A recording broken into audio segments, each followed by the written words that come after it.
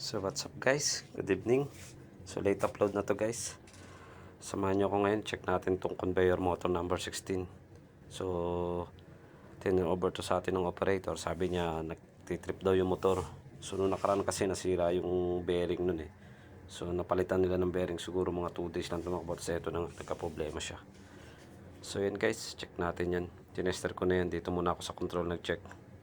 Check natin yung insulation test ng motor. So okay naman siya nung chinek ko sa insulation, pero nung ginaround natin is may problema siya. So grounded na siya dito sa ground. So lalabas tayo mamaya para i-check yung motor.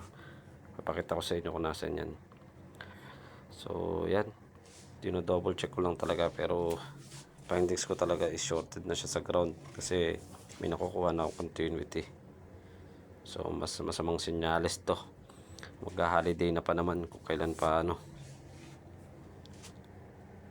So mamaya guys, papakita ko sa inyo. Lalabas tayo kung nasa niya. Medyo mataas to eh. Wala, tinouble check ko is wala talaga siyang ano. Sabit na talaga siya sa ground. Baka may tama na yung winding nito. Pang rewind na. So yan guys, papakita ko sa inyo yan sa labas. Ayun siya guys, yun yung nasa mataas na yun. Punta tayo dyan, check natin yung motor. May catwalk naman yan.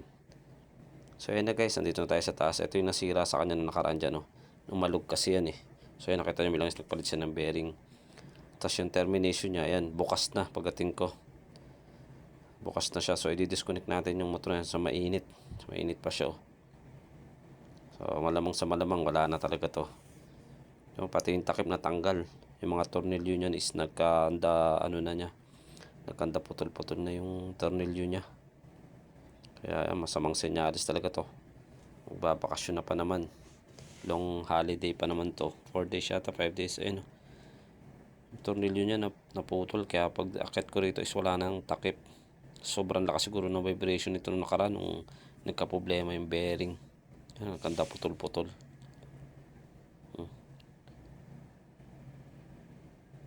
So yan guys, check natin dito ngayon sa taas para ma-confirm lang natin. Solo lang natin. So yun, chinik ko na yun dyan guys. Yun, wala talaga to guys. Wala na.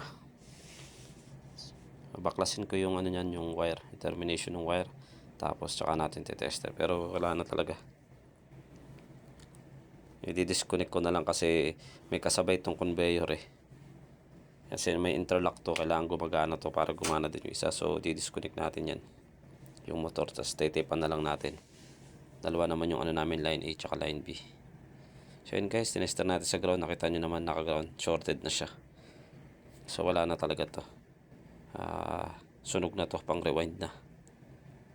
Ano, kita nyo, nakasayad siya.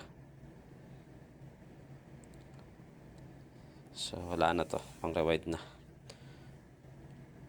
Bad sign to, bad sign. So yun guys, salamat uli sa panonood nyo sa aking video. Salamat sa pag-react. So recommend nito for rewind, i-report ko na to. So yun guys, maraming salamat ulit sa panonood nyo, sa pag-react sa aking video. Dito ko tatapusin. Salamat guys. Next upload na lang.